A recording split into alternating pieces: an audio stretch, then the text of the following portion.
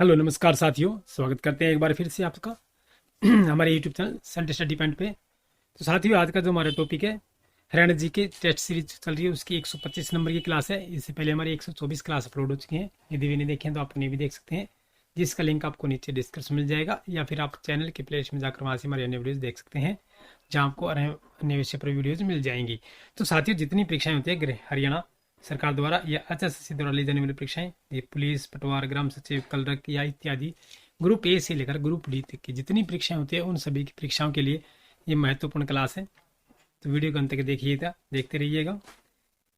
ये हमारी क्लास जो है रोजाना लाइव चलती है, शाम को 7 बजे चलती है। तो देखिए कितने सही होते हैं आपके क्वेश्चन, और ये हमारी जो है फर्स्ट रिविजन होती है।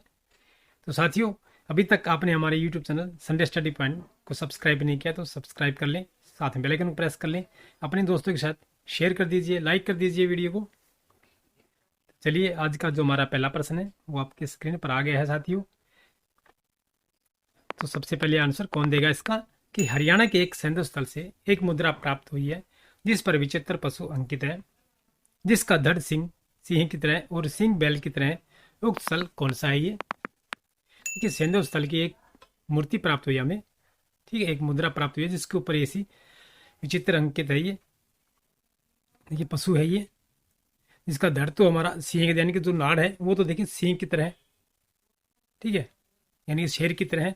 और सिंह जो है ये बैल की तरह, यानी कि जो शेर का मुख है उसके ऊपर सिंह लगाए हुए हैं। तो ये कौन से स्थान से प्राप्त हुई हमें? राखीगढ़ी, मित्ताथल, गणेश या बनावली? तो इसका सही आंसर क्या हो जाएगा साथियों? अभी आप सब अपने आंसर कमेंट करें, और यदि आपका किसी प्रकार सुझाव है तो वो भी आप हमें कमेंट कर सकते हैं। इसका सही आंसर हमारा बनावली हो जाएगा। ये ऑप्शन नंबर डी जो है बिल्कुल राइट आंसर हो जाएगा हमारा, कि बनावली से प्राप्त हुई है ये। मिहिर भोज के शासनकाल में कौन सा स्थान उत्तरी भारत का व्यापारिक केंद्र था? कि मिहिर भोज था, ये एक राजा था ये मिहिर भोज। तो इसके शासनकाल में जो उत्तरी राज्य भारत, यानी कि हमारा जो हरियाणा, पंजाब, जम्मू कश्मीर, हिमाचल प्रदेश, उत्तर प्रदेश, जो ये उत्तरी राज्य हैं, तो ये व्यापारिक केंद्र कौन सा था इसमें? पेहुआ, कन्नौज, हिसार या प्रकृतनाक? ये प्रकृतनाक है। तो ये कौन सा था इसमें? देखिए पेहुआ था ये हमारा। देखिए पेहुआ से ही एक देखिए निशान मिले हैं जो घोड़ों के, यहाँ पर एक व्यापारिक केंद्र था घोड़ों का, काफ़ी मात्रा में यहाँ से घोड़े के व्यापार किया जाता था। ये घोड़ों के पद चिन्ह निशान मिले हैं यहाँ पर। चलिए साथियों, अगला प्रश्न चलते हैं हमारा, कि भगवान श्री कृष्ण द्वारा विश्व प्रसिद्ध गीता का उपदेश जो हरियाणा में किस स्थान पर दिया गया था? रेवाड़ी, पेहुआ, कुरुक्षेत्र या पानीपत? ये सभी को आंसर आता होगा आपको। ये कुरुक्षेत्र में दिया गया था, और ये ज्योति सरोवर के नज़दीक एक बरगद के पेड़, यानी कि जिसे हम बड़ भी कहते हैं, उस पेड़ के नीचे दिया गया था ये। श्री भगवान कृष्ण ने गीता को उपदेश दिया था अर्जुन को। चलिए साथियों, अगला प्रश्न जो हमारा, कि मारकंडा क्या है? ये मारकंडा क्या है? हरियाणा की पहाड़ी है, हरियाणा की कृषि पद्धति है, हरियाणा की नदी है, या हरियाणा की झील है? देखिए मारकंडा क्या है, कि मारकंडा एक नदी है। ऑप्शन नंबर क्या आ जाएगा हमारा? ऑप्शन नंबर सी हमारा सी आंसर हो जाए। ये हरियाणा की नदी है मारकंडा जो है। देखिए मारकंडा ही ये अपने शाहबाद जो कुरुक्षेत्र जिले में बहती है, शिवालिक की पहाड़ियों से निकलती हैं। चलिए साथियों, अगला प्रश्न चलते हैं हमारा, किंग फिशर के लिए प्रसिद्ध है? क्या अबू शहर वन्यजीव अभयारण्य, भिंडावास वन्यजीव अभयारण्य, खप्पड़वास वन्यजीव अभयारण्य, या छिलछिला वन्यजीव अभयारण्य? तो किंग फिशर, देखिए साथियों किंग फिशर होता क्या है? किंग फिशर जो एक पक्षी है, जो आपने देखा होगा अपने गांव में तालाब हो या जोड़ हो, देखिए उसके ऊपर एक ऐसे उड़ता हुआ खड़े रहता है, और बिल्कुल जिसकी लंबी चोंच होती है, और पानी के ऊपर ऐसे खड़ा हो जाता है बिल्कुल सीधा, है ना, ऊपर खड़ा हो जाता है, उड़ता रहता है, फड़फड़ा रहता है। देखिए कई पक्षी देखिए खड़े नहीं हो सकते, लेकिन वो किंग फिशर जो है एकदम बिल्कुल ऊपर खड़ा हो जाता है पानी के ऊपर, ऐसे उड़ता हुआ धीरे धीरे नीचे आता है, फिर रुक जाता है, फिर आता है, फिर नीचे आता है। और जब उसे मछली एक जगह टिक जाती है तो सीधा ही गोता लगाता है, अपने पंख ऐसे बोझ कर, और सीधा पानी के अंदर नीचे तक गोता लगाता है, और गोता लगाकर मछली को पकड़ कर ले जाता है। ठीक वैसे ही एकदम निकल जाता है पानी से, उसे हम किंग फिशर कहते हैं। ठीक है साथियों, ये आपने देखा होगा अपने गाँव में तालाब में या जोड़ में, अपने गाँव के जो जोड़ या तालाब होते हैं उसमें आपने देखा हो कभी किंग फिशर। तो ये सबसे कहाँ पाए जाते हैं, इसलिए पूछा गया किंग फिशर के लिए प्रसिद्ध है। क्या है ये भिंडावास वन्यजीव अभयारण्य है ये। ऑप्शन नंबर बी जो हमारा बिल्कुल सही आंसर हो जाएगा। चलिए साथियों, अगला प्रश्न जो हमारा, कि घग्गर एवं उसकी सहायक नदियों पर निम्न में से किस कम ऊंचाई के बांध की स्वीकृति नहीं मिली है? कि दीवानवाला बांध, कौशल्या बांध, छामला बांध या निर्वाणा बांध? ये घग्गर धन नदी जो है देखिए शिवालिक की पहाड़ियों से निकल कर आती है घग्गर नदी जो है, और ये राजस्थान में चली जाती है घग्गर नदी, पंजाब से होके फिर हरियाणा में आती है और फिर राजस्थान में चली जाती है घग्गर नदी जो है। इसकी सहायक नदियों पर किस कम ऊंचाई के बांध की स्वीकृति नहीं मिली है? तो कौन सी की नहीं मिली है? देखिए कौशल्या बांध की स्वीकृति नहीं मिली है। ऑप्शन नंबर बी जो हमारा बिल्कुल सी आंसर हो जाएगा। अगला प्रश्न हमारा जो है कि निम्न में से किससे पशुओं की हरियाणा नस्ल संबंधित है? गाय, भैंस, भेड़, बकरी। ये पशुओं की हरियाणा नस्ल संबंधित है, ये कौन सी है? देखिए गाय की है। ऑप्शन नंबर ए जो हमारा बिल्कुल सी आंसर हो जाएगा। चलिए साथियों अगला प्रश्न जो हमारा कि हरियाणा के किस जिले में 7 इंडस्ट्रियल एस्टेट है? 7 इंडस्ट्रियल एस्टेट है ये। फरीदाबाद, पानीपत, गुड़गांव या भिवाड़ी? तो कहाँ पर है ये गुड़गांव में है। 7 इंडस्ट्रियल एस्टेट है ये। ऑप्शन नंबर सी जो हमारा बिल्कुल सी आंसर हो जाएगा। ये साइंस सिटी, देखिए इसे साइबर सिटी भी कहते हैं हमारे गुड़गांव को। चलिए साथियों अगला प्रश्न जो हमारा निम्नलिखित में से फरीदाबाद में किस उद्योग का विकास नहीं हुआ है? मारुति उद्योग, ट्रैक्टर उद्योग, राजदूत मोटरसाइकिल उद्योग, रेफ्रिजरेटर उद्योग। देखिए नहीं पूछा गया है तो कौन सा विकास नहीं हुआ है? जो फरीदाबाद जिला जो हमारा है, ठीक है, सबसे बड़ा नगर निगम है ये, और जनसंख्या की दृष्टि से भी जिला बड़ा है ये, यानी कि इसका जो है क्षेत्रफल ज़्यादा बड़ा नहीं है, लेकिन जो जनसंख्या जो है इसमें ज़्यादा रहती है। फरीदाबाद जिले में सबसे अधिक जनसंख्या है, घनता वाला जिला ये हमारा। देखिए राजदूत मोटरसाइकिल जो है उद्योग इसमें नहीं है। चलिए दोस्तों अगला प्रश्न चलते हैं हमारा कि नई औद्योगिक नीति जो है 2011 में राज्य में कितने नए विशेष आर्थिक क्षेत्र बनाने की बात की गई थी? 20, 25, 15 या 12? नई औद्योगिक नीति 2011 में राज्य में कितने नए विशेष आर्थिक क्षेत्र बनाने की बात की गई थी?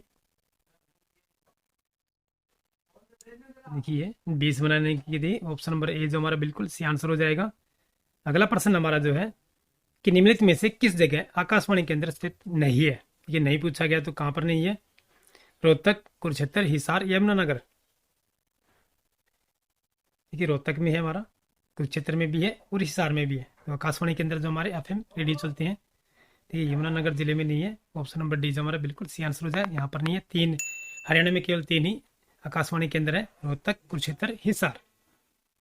चलिए दोस्तों अगला प्रश्न चलते हैं हमारा कि 10वीं पंचवर्षीय योजना में किस क्षेत्र को राज्य में सर्वोच्च प्राथमिकता दी गई है? सामाजिक न्याय एवं समाज कल्याण, आधारभूत संरचना, उद्योग या कृषि? तो आप सभी अपने आंसर दें, और अभी तक आपने हमारे यूट्यूब चैनल को सब्सक्राइब नहीं किया सब्सक्राइब कर लें, साथ में बेल आइकन प्रेस कर लें और अपने दोस्तों के साथ शेयर कर दीजिए, वीडियो को लाइक कर दीजिए पसंद आती है तो। और यदि आपको साथियों ये क्वेश्चन याद नहीं हो रहे हैं तो आप वीडियो को 1 से 2 बार देखिए, जिससे आपको वीडियो के जितने भी क्वेश्चन होते हैं वो आपको सभी याद हो जाएंगे। अगर आप रट्टा लगाते हैं तो आपको क्वेश्चन याद नहीं होने वाले हैं। बस इसका सीधा सा सरल उपाय है कि आप वीडियो को 1 से 2 बार देखें। यदि आपका किसी प्रकार सुझाव है तो वो भी आप हमें कमेंट कर सकते हैं। देखिए साथियों 10वीं पंचवर्षीय योजना में किस क्षेत्र को राज्य में सर्वोच्च प्राथमिकता दी गई थी? तो किसे दी गई है ये सामाजिक न्याय एवं समाज कल्याण को। ऑप्शन फर्स्ट जो हमारा बिल्कुल सी आंसर हो जाएगा। चलिए दोस्तों अगला प्रश्न हमारा कि डफली और ताशा किस प्रकार के वाद्य यंत्र हैं? डफली जो है और एक ताशा जो है तंतु वाद्य यंत्र है, सुशीर वाद्य यंत्र है, विद्युत वाद्य यंत्र है या धन वाद्य यंत्र है? देखिए जितने वाद्य यंत्र हैं हरियाणा के उन सभी पर एक मैंने वीडियो बना रखी है, और जिसका लिंक आपको नीचे डिस्क्रिप्शन में मिल जाएगा। हमारा हरियाणा ग्राम सचिव परीक्षा में ही जो हरियाणा जी के जीएस की जो हमारी प्लेलिस्ट है उसमें आपको ये मिल जाएगी वीडियो, आप उसे देख सकते हैं। उसमें मैंने सभी जितने भी वाद्य यंत्र हैं उन सभी को अच्छे से विस्तार से बताया गया है। तो डफली और ताशा किस प्रकार के वाद्य यंत्र हैं साथियों? ये विद्युत वाद्य यंत्र हैं। ऑप्शन नंबर सी जो हमारा बिल्कुल सी आंसर हो जाएगा। तंतु वाद्य यंत्र देखिए वो होते हैं जिनमें तार लगी होती है, ठीक है। सुशीर जो है हमें मुंह से या नाक से जो फूंक मारकर बजाते हैं, और धनवाद यंत्र जो हमें जो बड़े होते हैं उन्हें धन्यवाद यंत्र कहते हैं, ठीक है, जो हाथ से थाप से बजाते हैं, ठीक है, अलग अलग डंडे से बजाते हैं ना, इस प्रकार है। ये सभी प्रकार के वाद्य यंत्र होते हैं। ये दुष्यंत शकुंतला किसका स्वांग है? ये मांगेराम, बाजे भक्त, अहमद बख्श या समरूप चंद? दुष्यंत शकुंतला स्वांग जो है किसका है? ये मांगेराम का है। दुष्यंत शकुंतला जो सांग है ये मांगेराम जी का है। चलिए साथियों अगला प्रश्न हमारा कि रत्नावली किसकी प्रसिद्ध रचना है? हरद्वारी लाल, माणिक्य राज, हर्षवर्धन या मस्तनाथ। ये रत्नावली जो है किसकी प्रसिद्ध रचना है? ये हर्षवर्धन की है। ये राजा हर्षवर्धन जो है उसकी है, जिसकी राजधानी जो थानेश्वर थी, स्थानेश्वर, जो कुरुक्षेत्र जिले के अंतर्गत आती है। और इन्हीं के काल में जो है चीनी यात्री हेमंत सांग आए थे। ठीक, गुरुद्वारा नौवीं पातशाही कुरुक्षेत्र किसकी स्मृति में बनवाया गया था? गुरु गोविंद साहब, गुरु तेग बहादुर, गुरु बालकनाथ, निम्नलिखित में से कोई नहीं। गुरुद्वारा नौवीं पातशाही जो कुरुक्षेत्र में है किसकी स्मृति में बनवाया गया? ये गुरु तेग बहादुर के। ऑप्शन नंबर बी जो हमारा बिल्कुल सही आंसर हो जाएगा। अगला प्रश्न जो हमारा है कि तावड़ू का किला कहाँ स्थित है? ये गोवाना, सोहन्ना, जींद या पानीपत। तावड़ू का जो किला है ये कहाँ पर स्थित है? ये सोहन्ना में है। और सोहन्ना कहाँ है? ये गुड़गांव जिले में के अंतर्गत आता है सोहन्ना जो है। चलिए साथियों, अगला प्रश्न जो हमारा कि हरियाणा के किस जिले में ग्राम पंचायतों की संख्या जो है सबसे कम है? पंचकुला, फरीदाबाद, पानीपत या रोहतक। कि हरियाणा के किस जिले में ग्राम पंचायतों की संख्या जो है सबसे कम है?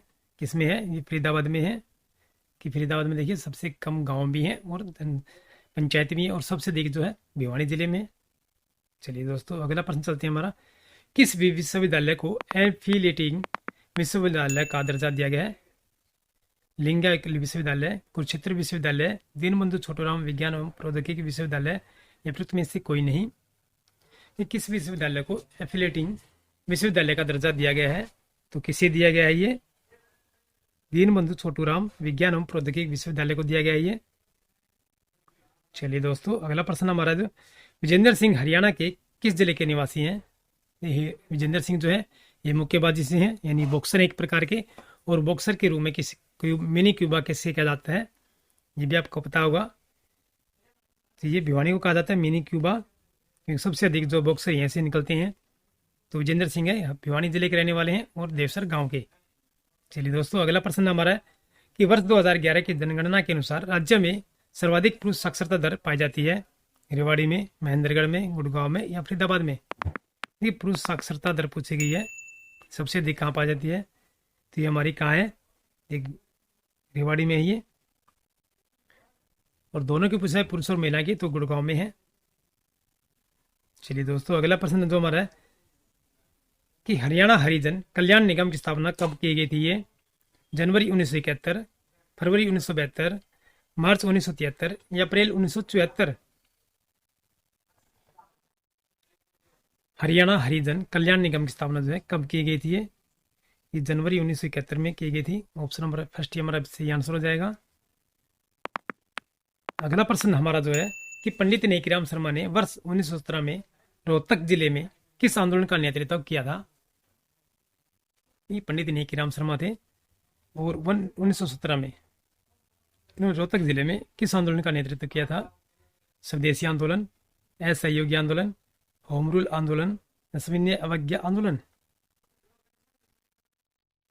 इसका सही आंसर क्या हो जाएगा हमारा? देखिए, होम रूल आंदोलन की इन्होंने नेतृत्व किया था आंदोलन का 1917 में पंडित नेकीराम शर्मा जी द्वारा।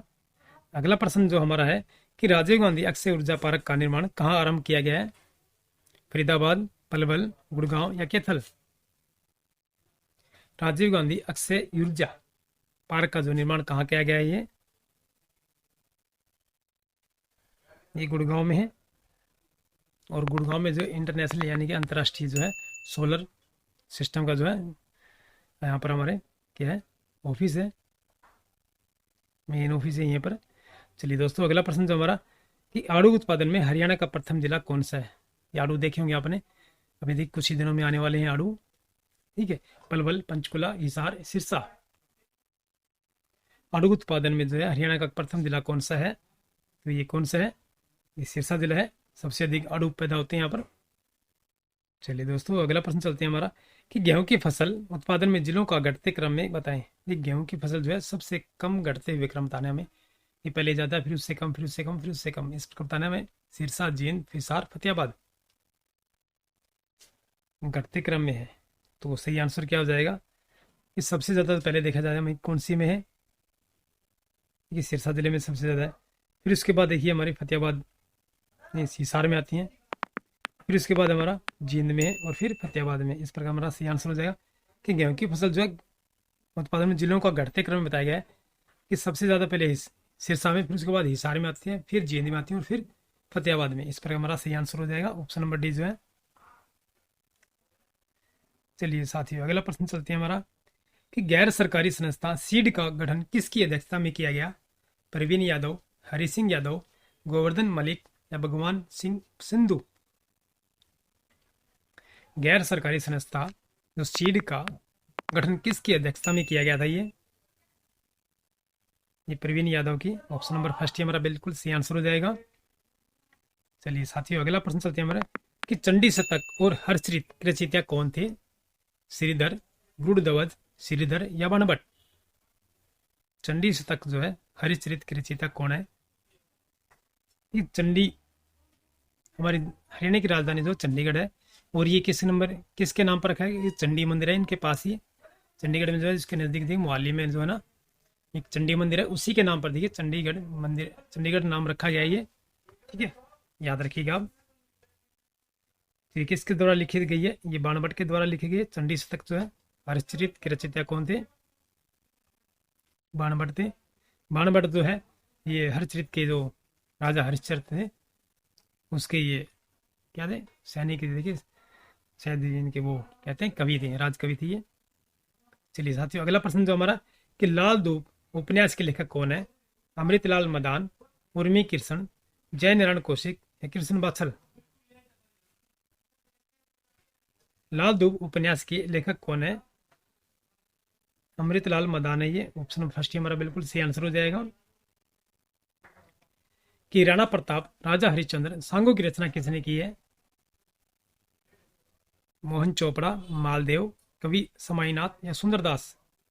राणा प्रताप, क्योंकि महाराणा प्रताप यानी कि राणा प्रताप और राजा हरिश्चंद्र, सांगों की रचना जो है किसने की है?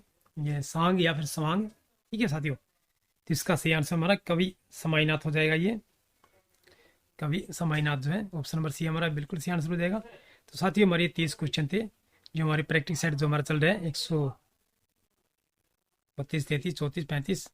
ठीक है, देखिए जितने 50 तक लगभग आपके सेट होंगे ये। ठीक है, ये हमारा 125 नंबर का सेट था। तो साथियों अभी तक जो अपने हमारे यूट्यूब चैनल को सब्सक्राइब नहीं किया, सब्सक्राइब कर लें, लाइक कर दें, शेयर कर दें अपने दोस्तों के साथ। फिर मिलते हैं नेक्स्ट वीडियो में इसी के साथ, फिर मिलते हैं नेक्स्ट वीडियो में। तब तक के लिए जय हिंद,